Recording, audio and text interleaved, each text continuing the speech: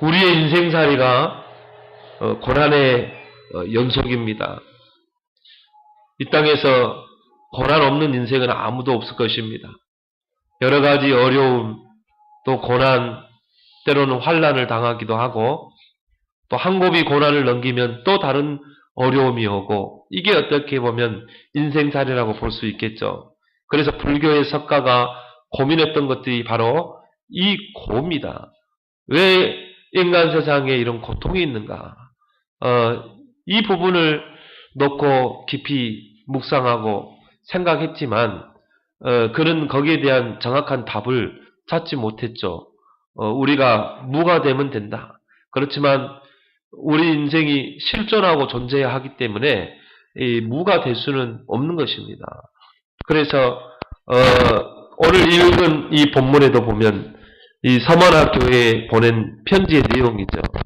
이 서머나 교회는 소아시아 7교회 중에 한 교회입니다. 근데 이 서머나 교회는 빌라델비아 교회와 함께 책망을 받지 않고 칭찬받은 교회입니다. 그래서 이 서머나 교회는 밖으로는 이런 우상 숭배에 대한 강요와 그런 박해가 있었고, 또 교회 안으로는 그런 영지주의자들, 복음 아닌 그런 이단이죠. 초대교회 대표적인 이단, 그 영지주의자들의 횡포에 시달림을 많이 받는 그런 교회였습니다. 이런 어려움과 안팎의 그런 핍박과 고난 가운데서도 신앙을 굳게 지키는 교회가 바로 이 서머나 교회죠. 우리가 본받을 만한 교회인 것입니다. 그래서 우리가 이 초대교회 7교회는 앞으로 있을 교회의 미래상입니다. 이런 7가지 형태의 교회가 앞으로 출현하게 될 겁니다. 그러면 우리는 7교회를 통해서 우리 교회가 지향해야 될 그런 방향을 우리는 찾아내야 될 줄 믿습니다. 그러면 이 서머나 교회는 이렇게 이 수많은 고난들, 또 이런 박해들, 또 이런 이 이단들의 그런 위협들, 이렇게 수많은 고난을, 어려움들을 어떻게 이겨낼 수 있었을까? 또 우리가 이 땅에 살아가다 보면은 수많은 어려움들이 오고, 때로는 또 환난도 오고 핍박도 오고, 이런 것들을 어떻게 우리는 이겨낼 수 있을까? 오늘 이 본문을 통해 오늘 찾아내야 될 줄 믿습니다. 첫 번째로 영적으로 부요한 자가 되라. 오늘 9절에 보면 내가 내 환난과 궁핍이라는 실상은 내가 부요한 자니라. 영적으로 부요한 자니라. 아니 이렇게 고난을 받고 있는데, 또 궁핍하고 있는데, 실상은 사실은 너희가 부요한 자라. 모든 고난을 이겨내는, 모든 어려움을 넘어서는 최고의 비밀입니다. 영적으로 부요한 자가 되라. 초대교회 상황은요, 너무나 열악한 상황입니다. 예수를 그리스도로 메시아로 믿는다는 것 때문에 유대사회에서 단절됐어요. 왕따를 취급당합니다. 그리고 상거래가 단절됐어요. 그럼 어떻게 되겠습니까? 전 교인들이 다 구제 대상입니다. 왜? 상거래가 단절되기 때문에. 그래서 사도행전 2장에 보면 초대교회는 부득불 재산을 모아서 공동생활을 할 수밖에 없었어요. 왜? 상거래가 안 되기 때문에 다 굶어 죽게 생겼기 때문에. 그들은 오직 예수 그리스도 때문에 모였던 자들입니다. 유대인들이 얼마나 미워했겠습니까? 아예 그냥 상종을 하지 않고 상거래가 단절되고, 그리고 핍박하는 자, 또 혼합주의자들의 그런 이 핍박과 맞서 싸워야 하는 그런 많은 어려움들이 있었어요. 거기에 이제 순교당하는 일까지 생기게 되고, 그래서 이 10절에도 보면 장차 받을 고난을 두려워하지 말라. 볼지어다 마귀가 장차 너희 가운데에서 몇 사람을 옥에 던져 시험을 받게 하리니 너희가 10일 동안 환난을 받으리라. 정말 유대사회에서 단절되고, 그리고 예수를 그리스도로 믿는다는 것 때문에 돌팔매를 당하고 또 순교를 당하고, 이런 말할 수 없는 그런 어려움들이 지금 우리의 이 신앙의 자유 가운데 사는 우리하고는 상상할 수 없는 그런 어려움과 핍박이 있었던 것입니다. 그래서 오늘 9절에도 보면 내가 내 환난과 궁핍을 하나니, 환난이 들이닥치고 박해가 가해오고 유대 사회에서 단절되고 상거래가 단절되니까 궁핍할 수밖에 없죠. 당장 이 먹을 끼니 걱정을 해야 되잖아요. 근데 오늘 9절에 보면 뭐라 나왔어요? 실상은 내가 부유한 자라.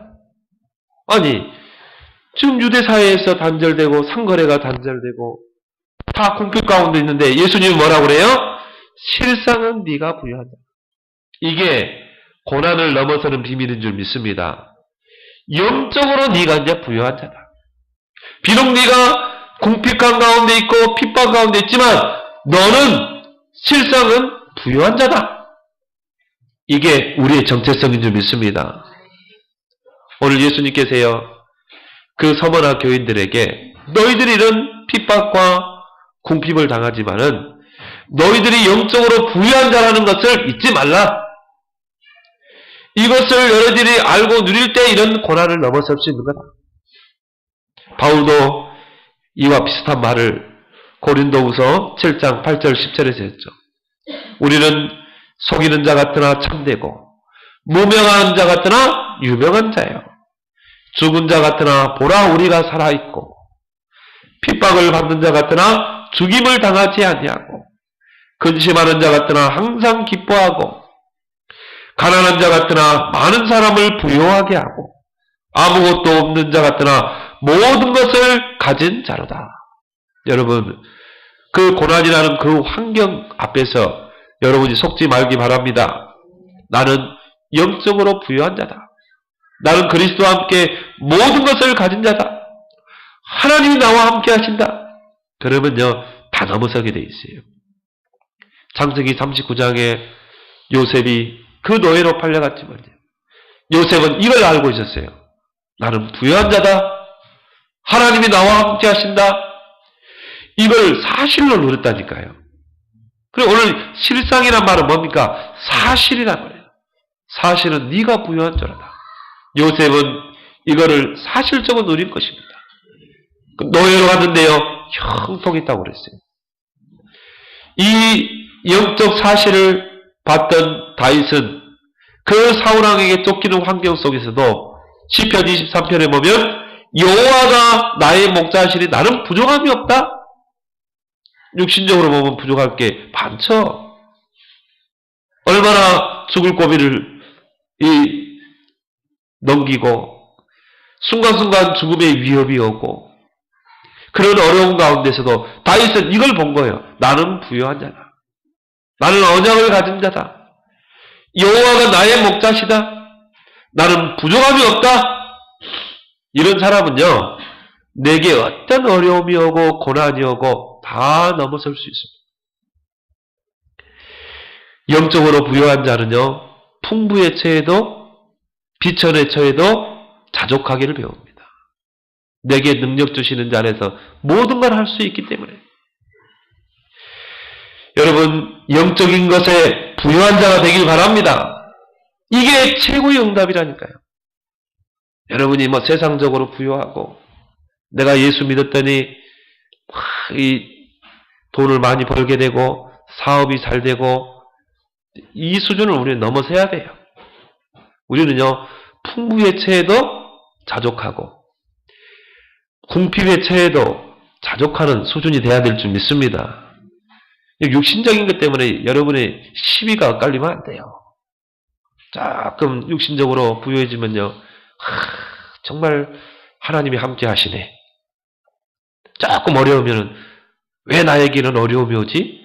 이런 수준을 빨리 넘어서야 합니다. 이런 어린아이의 수준을 넘어서야 돼요.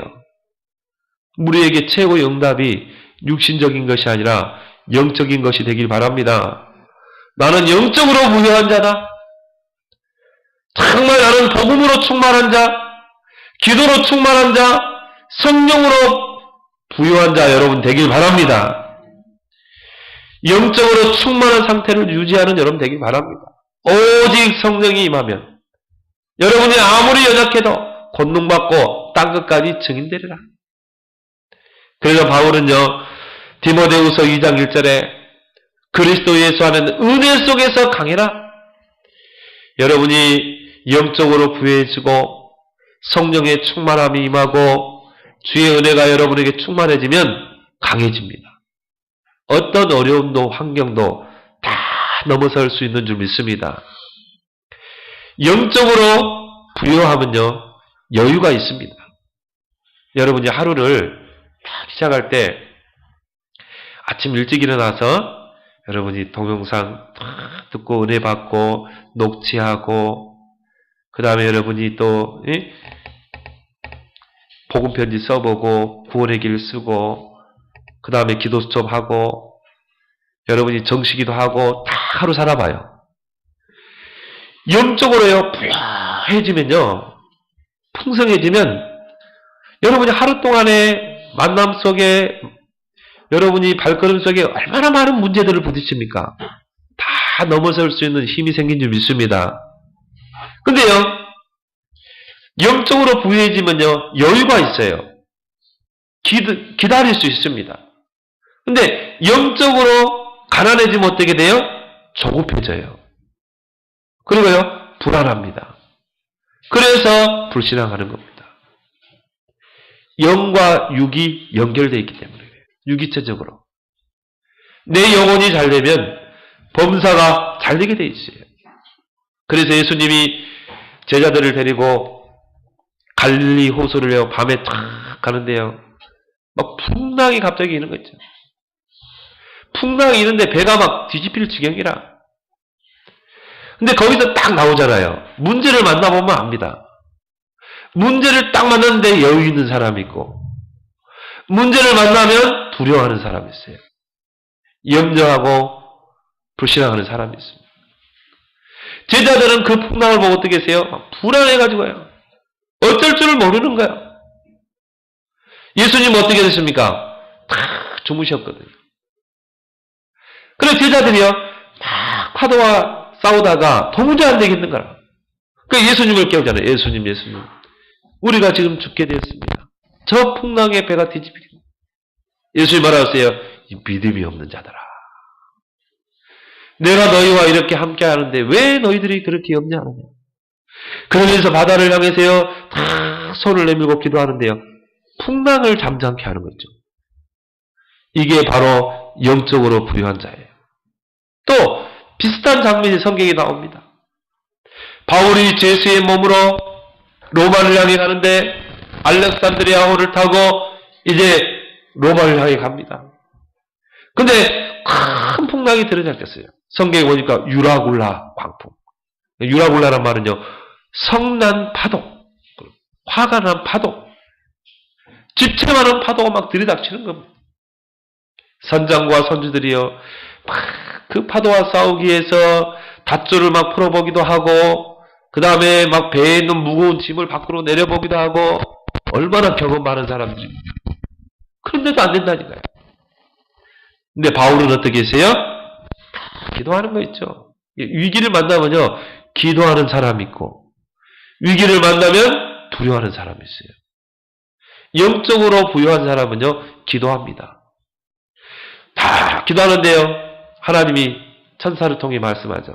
바울아, 두려워 말라. 네가 가이사 앞에 서야 하리라. 네가 가이사 앞에 서야 하기 때문에 이 배를 안전하게 될 것이다. 그래서 바울이 그 선장들과 선주들에게 말하잖아요. 두려워하지 말라. 하나님이 이 항선하는 배에 함께 하신다. 하나님이 파도를 잠잠케 하실 것이다. 이게 영적으로 부유한 자, 영적으로 가난한 자의 차이인 것입니다. 여러분, 환경에 속지 말기 바랍니다. 여러분에게 어려운 일이 있습니까? 경제적으로 어렵습니까? 궁핍합니까? 환난을 당합니까? 그 현상만 보지 마세요. 나는 영적으로 부유한 자다. 나는 그리스도와 함께 모든 걸 가진 자다. 하나님이 함께하는 자다. 더 깊이 영적인 축복 속으로 들어가길 바랍니다. 바울처럼 풍랑을 만났을 때 깊은 기도 속으로 들어가 보세요. 그러면 하나님이 천사를 통해서 파도를 잠잠케 하실 줄 믿습니다.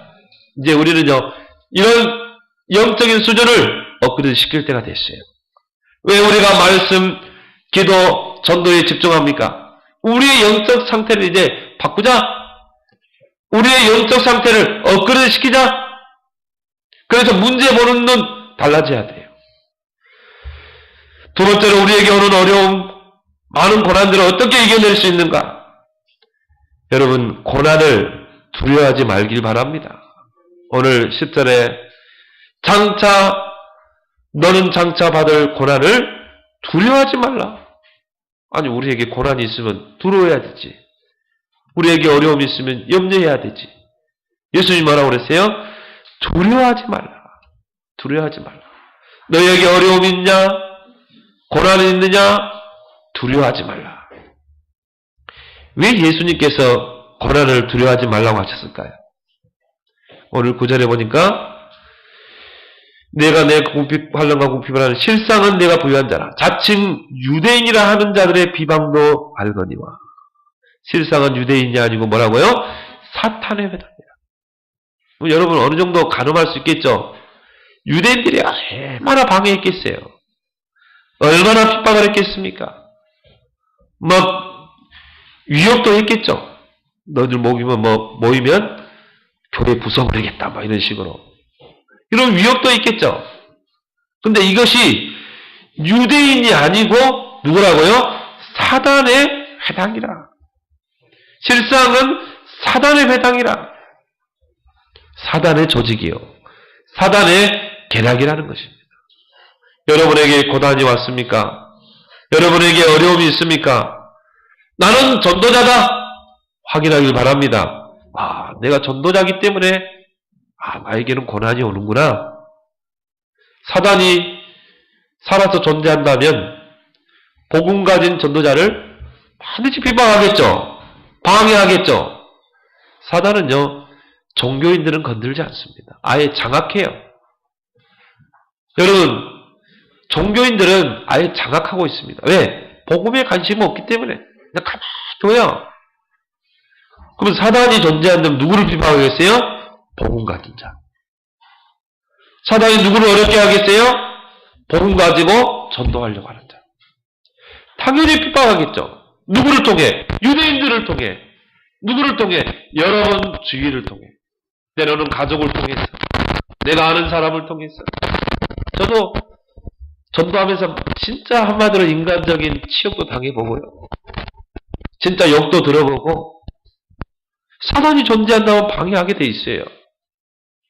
그것을 두려워하지 말라. 실상은 사단의 전략이기 때문에. 사단의 계략이기 때문에. 여러분이요, 고난이 오면요, 내가 전도자가 맞구나. 여러분 감사하기 바랍니다. 그래서 바울은요, 항상 기뻐하라. 쉬지 말고 기도하라. 범사에 감사하라. 바울은 복음 전하다가 빌립보 감옥에 갇혔어요. 우리 같으면 낙심할 수도 있겠죠. 바울은 어떻게 했어요? 기뻐한다고 그랬어요. 복음 때문에 받는 고난을 기뻐한다. 나 바울은 가둘 수 있지만 복음은 가둘 수 없기 때문에 나는 기뻐한다. 내가 이 복음 전파 때문에 감옥에 갇혔지만 이 시위대 안에 있는 사람들에게 복음이 증거된 것 때문에 나는 기뻐하고 감사한다. 여러분이 그래서 고난이 오고 여러분에게 어려움이 오고 궁핍합니까? 내가 전도자가 맞구나. 사단이 나를 속이는 거구나. 그럼 우리는 어떻게 해야 돼요? 기도할 수 있는 것입니다. 그래서 고난을 두려워하지 말라. 또한 현재의 고난은 장차 나타날 영광과 좋게 비교할 수 없기 때문에 여러분은 고난 앞에서 두려워 말기 바랍니다. 지금 잠깐 어려움이 있습니까? 고난이 있습니까? 궁핍이 있습니까? 장차 나타날 영광과는 비교할 수 없다니까요. 고난은 잠깐이라 영광은 영원한 줄 믿습니다. 요셉이 잠깐 고난을 당했어요. 그게 한 13년이라. 노예로 팔려가고 감옥으로 갇히고. 그럼 요셉은 망했습니까? 그러지 않습니다. 잠깐 고난일 뿐이에요. 하나님은 그걸 통해서요, 요셉을 총리로 세워버리잖아요. 다윗도 마찬가지입니다. 왕으로 약속된 그 다윗에게 말로 할 수 없는 그런 고난이 다가왔어요. 사울왕이요, 악신이 들려가지고 다윗에게 창을 몇 번 던졌다니까요. 칼을 던지고 창을 던지고. 다윗은요, 죽을 고비를 몇 번 넘겼어요. 그러면 다윗이 망했습니까? 그러지 않습니다. 잠깐이라. 근데 우리가 그 잠깐 있는 그 어려움, 고난, 그걸 이겨내지 못하거든요. 그걸 우리가 이겨내면요, 믿음으로 이겨내면 우리에게는 큰 영광과 승리가 있는데, 그래서 거의 대부분요, 그 문제 속에서 헤어나지 못하는 것입니다. 이스라엘 백성이 그 광야길, 짧은 기간, 그 광야길만 통과하게 되면 가나안의 축복이 있는데, 그래서 하나님은요, 그 가나안 땅을 젖과 꿀이 흐르는 땅이라고 했습니다. 약속의 땅이라. 하나님이 그렇게 표현했다니까요. 젖과 꿀이 흐르는 땅. 그 땅을 차지하기 위해서 광야길을 가게 하는 겁니다. 근데 그 잠깐의 그 어려움을요, 이겨내지 못하는 거예요. 두려워하는 거예요. 불평하고, 원망하고, 불신앙하고, 애굽으로 돌아가자고. 꼭 우리에게 거울로 보여주는 거 있죠. 그런 것들이. 정말 우리의 모습이 아니냐? 여러분에게 있는 현재 잠깐의 그 고난은 장차 나타날 영광과 좋게 비교할 수 없는 줄 믿습니다. 로마서 8장 14절에 현재의 고난은 장차 나타날 영광과 좋게 비교할 수 없다. 여러분이 복음만 딱 붙잡고 가면 돼요. 여러분이 언약의 흐름만 딱 붙잡고 가면 돼요. 언약의 흐름, 복음의 흐름, 말씀의 흐름. 여러분이 지금 이 자리에 모여있는 이 자리가 어떤 자리라는 걸 알아야 됩니다. 이 자리가 세계복음화의 역사가 흐르는 자리라니까요. 전도자의 대열 속에 저와 여러분들이 들어와 있다니까요. 하나님이 그 역사를 통해서 보세요. 복음이 사라질 때마다 하나님은 전도자를 모읍니다. 그 대열 속에 저와 여러분이 있다니까요. 엄청난 축복이죠. 우리를 통해 하나님이 이 세상을 개혁하겠다는 겁니다. 그래서 우리가 속한 총회도요, 너무 좋은 총회 같아. 개혁총회. 리포메이션? 우리는 개혁할 총회입니다. 달라요. 앞으로 우리 개혁총회를 통해 한국교회, 세계교회 다 개혁시킬 겁니다. 네. 교회가 지금요, 급속도로 종교로 가기 때문에. 복음 없습니다. 강단에서 복음 설명하지 않습니다. 다 통합종교로 가게 돼 있어요. 근데 우리가 일어나서 이제 개혁을 해야 되거든요. 이 대열 속에 우리가 있기 때문에 사단이 당연히 박해하겠죠. 지금까지도 안 풀린다니까, 이게. 누가 안 풀리게 하겠어요? 하나님이 안 풀리게 하는 겁니다. 이렇게 해서 전도자를 불러 모으는 겁니다. 100여 개가 넘는 교단이요, 우리에게 돌팔매질 했다니까요. 우리 교회 온 사람들 딱 보고 안 오잖아요. 네, 이단이라. 그러니까 우리는 이 고난을 통과하고 있는 겁니다. 근데 이 고난은 잠깐인 줄 믿습니다. 장차 나타날 영광과 좋게 비교할 수 없습니다. 저는요, 그 장차 나타날 영광이 렘넌트에게서 온다고 저는 봐요. 저는 확신합니다. 이제 우리 렘넌트를 통해서요, 시대를 살릴 인물들이 나올 겁니다. 그래서 우리는요, 거기에 우리는 씨를 뿌리는 겁니다. 거룩한 씨, 우리 렘넌트들. 우리는 계속 물을 줘야 될 줄 믿습니다. 이들이 씨니까 이 땅에 뿌려질 거룩한 씨. 그럼 우리는 어떻게 해야 돼요? 물을 주고 거름을 주고 해야 되잖아요. 그래서 우리 렘넌트 새싹들을 키우는 겁니다. 얼마나 귀합니까? 이 친구들이요, 이제 전 세계를 살리게 돼 있다니까요. 왜 우리가 고난 속에서도 인내해야 됩니까? 고난 속에서 인내해야 될 이유가 뭡니까? 우리에게 있는 환난과 고난은 곧 연단의 과정이에요. 하나님은 우리를 단단하게 강한 신앙으로 우리를 연단시키는 겁니다. 그렇게 해서 어떻게 해요? 소망을 이루는 하나님의 계획 속에 있는 줄 믿습니다. 여러분이 고난이 많다. 나는 복음가인데 왜 이렇게 어렵나?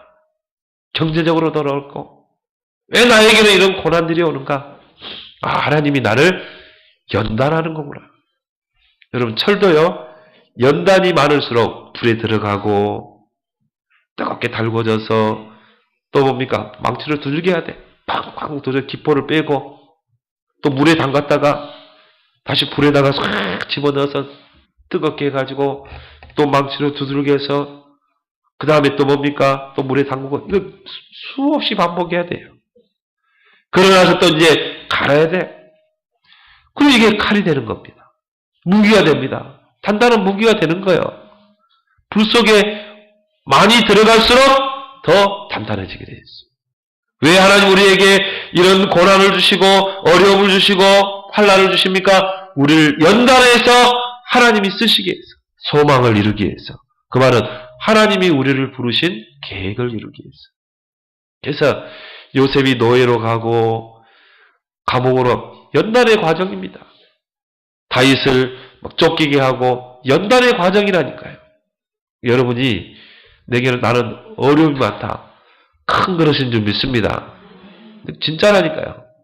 내게 어려움이 많다. 하나님이 그 백성을 다루는 방법입니다. 고난 속에서. 사무엘도 그렇고 요셉도 그렇고 다윗도 그렇고 큰 인물은요. 고난이 많아요.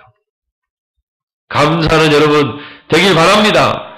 그래서 이 사실을 알았던 바울은 로마서 5장 3절 4절에 내가 환난 중에서도 즐거워하느니 곧 환난은 인내는 연단은 소망을 이루게 하려 합니다. 여러분이 어려움 많습니까? 즐거워하기 바랍니다. 왜 즐거워해요? 하나님이 나를 연단해서 쓰시기 위해서 이런 과정을 주시는구나. 그래서 요셉은 오히려 감사했다니까요. 오히려 하나님이 함께 하심을 누렸습니다. 그럼 하나님이 형통하게 세우잖아요. 다윗을 얼마나 하나님 강하게 훈련시켰는지 몰라요. 그래서 다윗은 이런 고백했죠. 여호와는 나의 힘입니다. 나의 산성입니다. 나의 방패가 되십니다. 그 고백 속에서 하나님이 다윗을 혹독하게 연단하셨구나. 그래야 왕이 될 수 있잖아요. 백성을 다스릴 수 있는 지도자가 되잖아요. 그리고 하나님의 언약 성전을 건축할 수 있잖아요. 밑에 백성들이 반대하면 못 지어요. 예를 들어서 이제 우리가 조금 교회가 성장해서 우리가 땅을 삽시다. 우리가 이제 성전을 지읍시다. 반대하면 성도들이 반대하면 못 한다니까요. 근데요, 전 백성들이 하나 돼가지고 금가락지 집에 있는 금그릇 다 가져와가지고요. 그만 가져오라고 할 정도로 백성들이 기쁘게 성전 건축에 동참했잖아요. 그렇게 하나님이 우리를 연단해 가셔서 소망을 이루시는 줄 믿습니다. 세 가지 영적 사실을 아는 자는요, 환난과 고난 속에서 즐거워합니다. 그 세 가지 영적 사실이 뭡니까? 복음의 당연성, 복음의 필연성, 복음의 절대성입니다. 여러분, 복음 믿는 자라면요, 여러분이 진짜 복음 가진 자라면 핍박은 당연한 거예요. 여러분이 진짜 언약을 가진 자라면 고난 당하는 것은 당연한 거다. 복음의 당연성. 그래서 예수님은 마가복음 10장 29절 30절에 전도자는 이 땅에서 100배로 내세의 영생의 축복을 그러면서 하나 딱 붙였어요. 이 땅에서 핍박도 겸하여 받는다고 했어요. 여러분이 진짜 전도자라면 핍박은 당연한 것입니다. 어떤 면에서 보면 가족도 내게 원수가 될 수 있어요. 그래서 예수님이 뭐라고 했습니까? 원수가 멀리 있는 게 아니라 가까이 있다. 네 가족들. 여러분이 복음 몰랐을 때는요, 복음 관심 없을 때는 사단이 가족들을 통해 건들지 않습니다. 근데 여러분이 진짜 전도자라면 어떻게 해요? 사단이 가족을 통해서 핍박을 할 수밖에 없어요. 복음의 당연성. 복음 간자는 이런 핍박이 오는 것은 당연한 거다. 이런 사람은요, 다 넘어설 수 있어요. 복음의 필연성, 우리는 그럼 핍박당한다고 전도 안 합니까? 아닙니다. 핍박 속에서도, 고난 속에서도 생명 걸고 복음을 전해야 하는 필연적인 이유가 있습니다. 세상 사람들은요, 허물과 죄로 죽어있기 때문에, 세상 사람들은 세상 풍속을 쫓기 때문에, 본질상 진노의 자녀이기 때문에, 오히려 기독교는요, 핍박 속에서 더 복음 전파가 확산됐어요. 복음의 필연성. 이런 사람들은 그런 고난을 막 넘어서게 돼 있어요. 그래서 우리나라에 온 선교사들도 얼마나 많은 핍박을 받았습니까? 근데요, 그 핍박 속에서 복음을 전한 것입니다. 복음의 절대성, 전도자는 절대 망하지 않는다. 왜 그렇습니까? 하나님의 천명과 소명과 사명을 가진 자입니다. 여러분, 천명, 소명, 사명은요, 아무에게나 주어지는 게 아닙니다. 바로 언약 가진 자, 복음 가진 자에게 주어지는 줄 믿습니다. 여러분, 저 바리새인들에게 복음 전파 맡겼어요? 바리새인들은 복음 전파에 관심 없습니다. 오히려 복음 전파를 방해합니다. 여러분, 현장에서 전도해봐요. 기존신자들이 뭐라고 그럽니까? 왜 이렇게 힘들게 전도합니까? 그러잖아요. 왜? 그럼 그 복음 전파의 사명을 저 불신자에게, 종교인들에게 맡기겠어요? 그렇지 않습니다. 아무리 여러분이 연약하고 부족해도 복음 가진 자에게 이 복음 전파의 사명을 맡기겠어요. 이 천명, 소명, 사명이 복음 가진 전도자에게 주어진 줄 믿습니다. 그래서 우리는요, 천명무패. 천명을 가진 자는 절대 패할 수가 없어요. 천명필승. 천명을 가진 자는 반드시 승리하게 되어 있습니다. 네, 올해는 또 뭐라고 나왔어요? 천명목표. 천명을 가진 자에게는 인생의 목표가 있다니까요.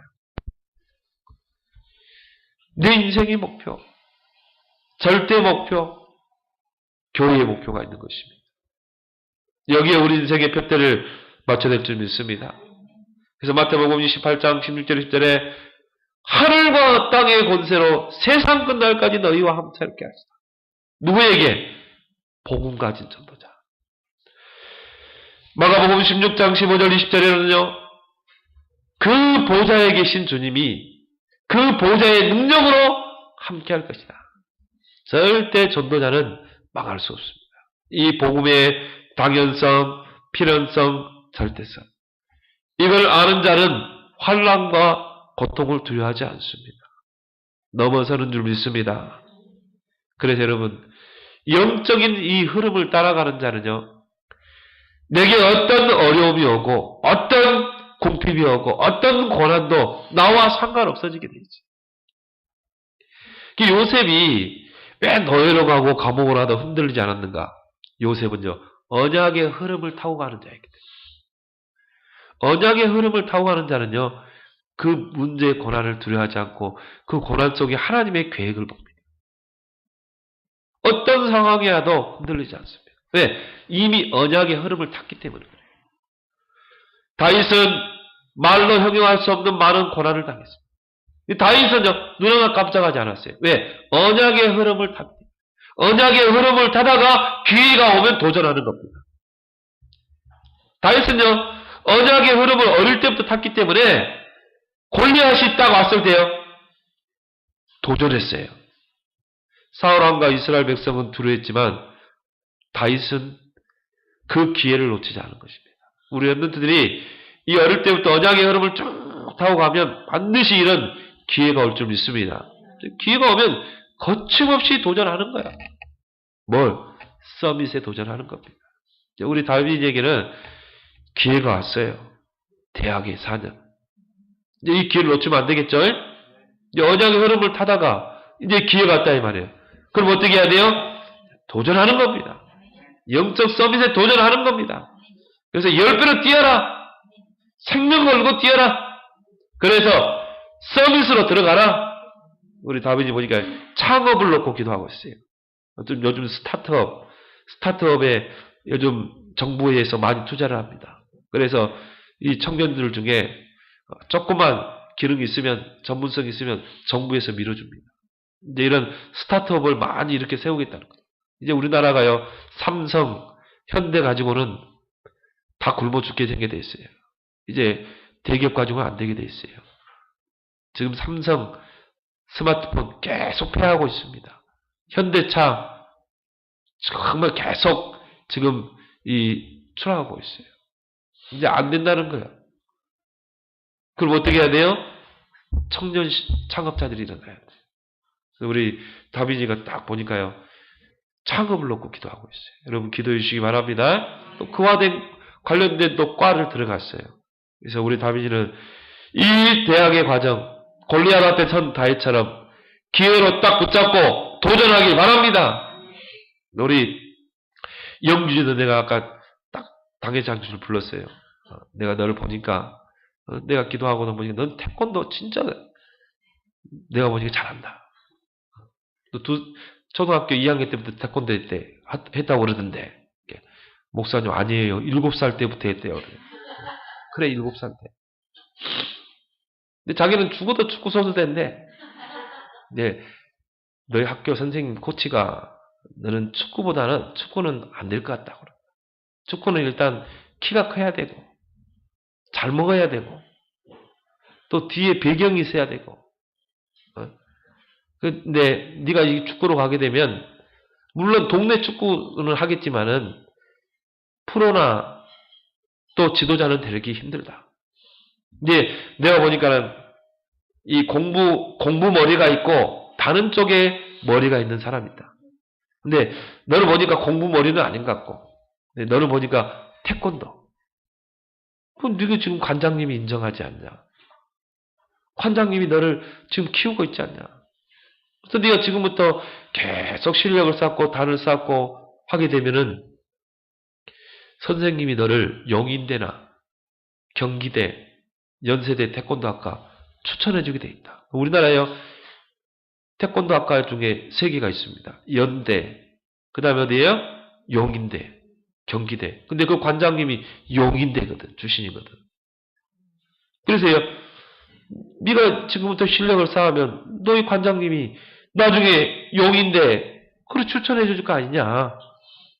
그럼 네가 정말 거기서 태권도 가지고 네가 도장을 차려서 랩런트를 키우고 앞으로 그거 가지고 있으면 네 먹고 사는데 걱정 안 해도 된다. 세계 복만할 수 있다. 그래 딱 있는데 얼마나 이제 들어갔는지 모르지. 네? 기도 그렇게 해줬거든요. 그러니까 여러분 하나만 제대로 달란트 찾아내길 바랍니다. 우리 하영이 같은 경우는 유아 성교학과, 유아 교육학과죠. 그쪽으로 이제 가는 거야. 앞으로 후대 키우는 거, 랩런트 키우는 거. 저는요 최고의 직업이라고 해요. 최고. 랩런트 키우는 거 최고의 직업이다. 얼마나 감사합니까? 우리 하영이 주신 기회인 줄 믿습니다. 4년요. 집중해봐요 앞으로. 그래서 애뚱교회 유치원 하나 세우길 바랍니다.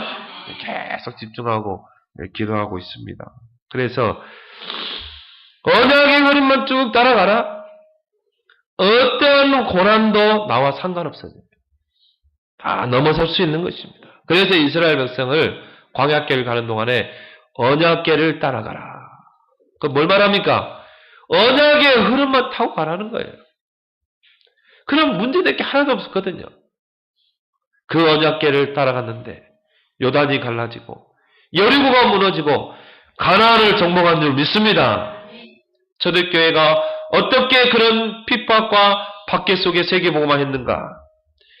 초대교회는 오직 그리스도, 오직 하나님 나라, 오직 성령 충만. 이 흐름을 탔거든요. 이 흐름을 타고 마가다락방에서 온니스가 이루어졌거든요. 그때 성령의 역사와 함께 재창조의 역사가 일어날 줄 믿습니다. 근데 우리 모든 성도 렘넌트가요, 이 언약의 흐름을 타면 되는 거예요. 근데 우리는 될 수밖에 없어요. 왜? 우리 렘넌트까지 같이 언약의 흐름을 타잖아요. 하나님의 시간표가 반드시 있을 줄 믿습니다.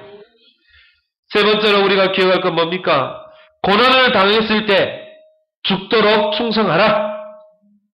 이게 고난당했을 때 전도자의 자세입니다. 우리는요, 고난을 당하면 두려워하는 게 아니라 목숨을 걸어버리면 돼요. 목숨을 덜 걸어서 그렇지. 생명 걸면 하나님이 역사하실 줄 믿습니다. 그래서 오늘 예수님 뭐라고 그랬어요? 10절에 네가 죽도록 충성하라. 네가 어려움이 있느냐? 핍박이 있느냐? 박해가 있느냐? 궁핍하냐? 죽도록 충성하라. 그래야하면 생명의 면류관을 네게 주리라. 여러분이 고난당했습니까? 궁핍합니까? 어려움이 있습니까? 복음의 생명 걸어보세요. 목숨 걸어보시기 바랍니다. 여러분이 어려움과 고난을 당할 때는요, 생명을 걸 기회입니다. 그래서 에스더가 이스라엘 백성이 하만의 계략을 통해서 전 백성이 몰살당하게 생겼어요. 몇 월 며칠 날 전 페르시아에 있는 이 군인들은 페르시아 지역에 있는 유대인들을 몇 날, 며칠, 몇 시에 다 죽이라. 이게 비밀 문서가요, 꺾어서 들어간 겁니다. 무서운 거잖아요.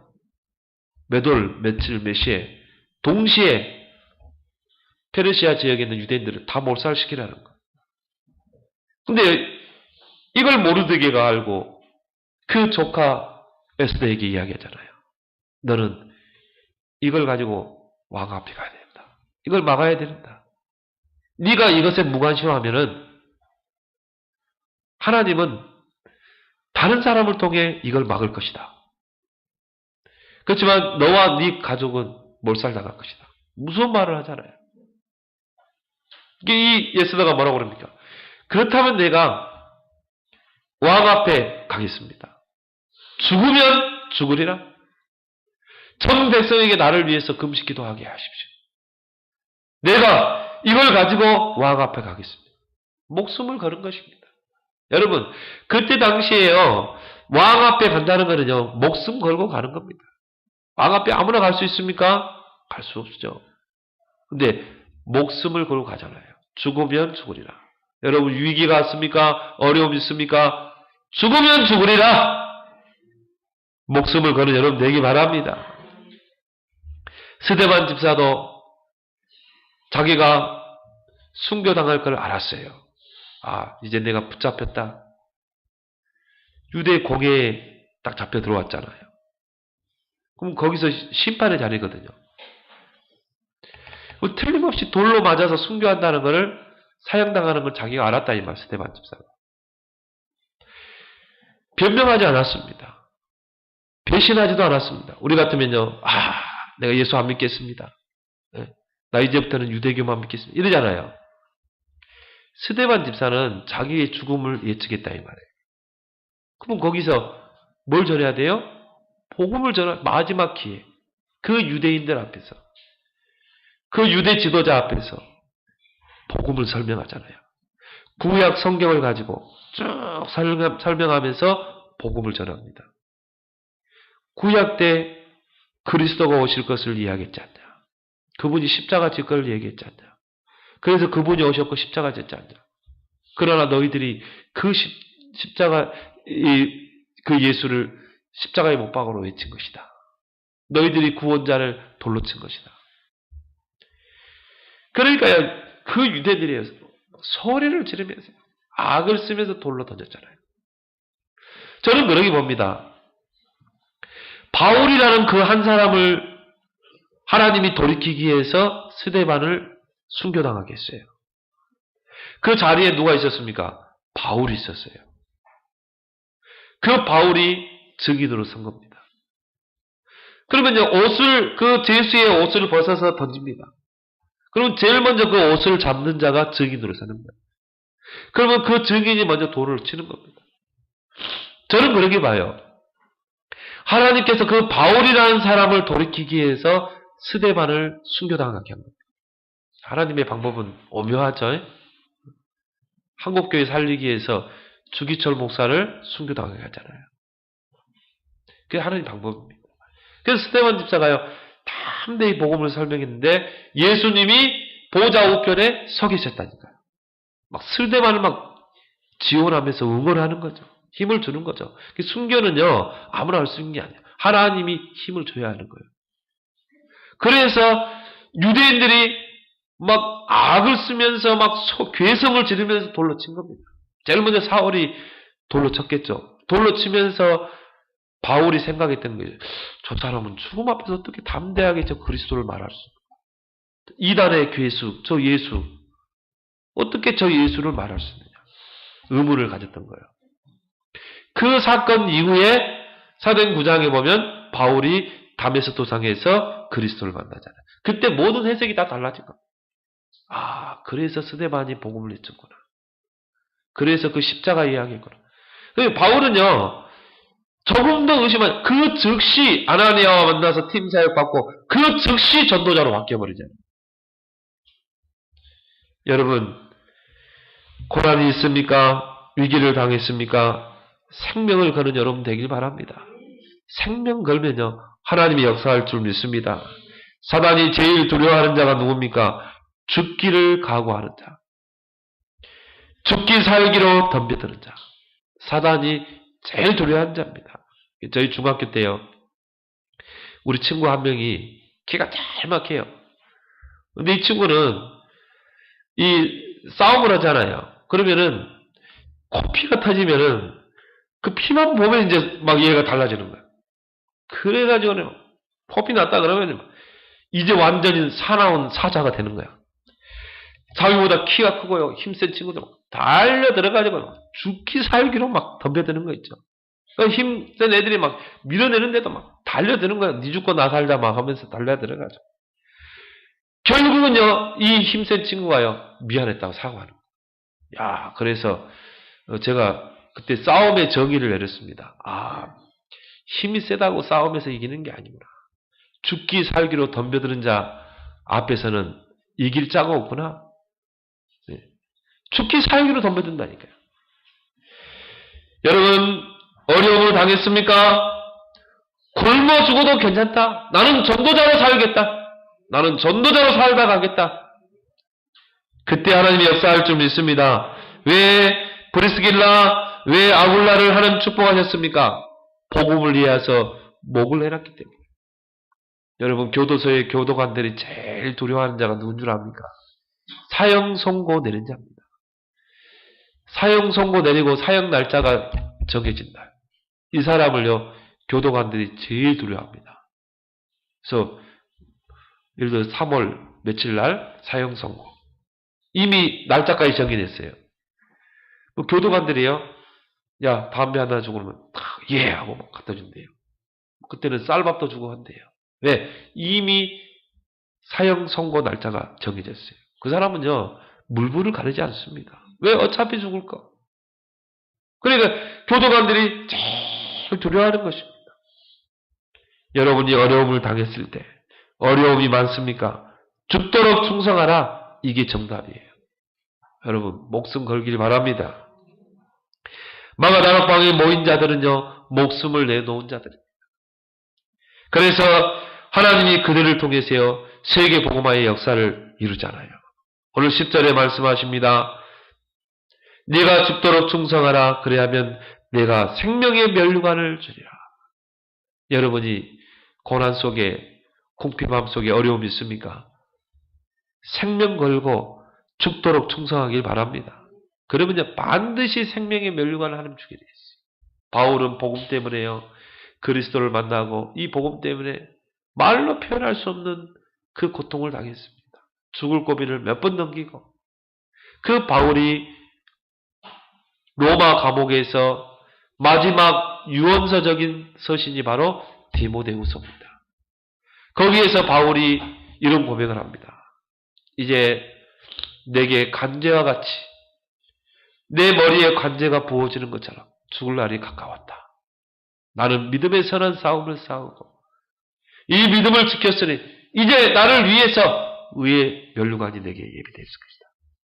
여러분, 죽기를 각오하고 여러분이 전도자로 살아갈 때 하나님이 의의 면류관을, 생명의 면류관을 우리에게 씌워주실 줄 믿습니다. 여러분, 면류관은 아무나 쓰는 게 아닙니다.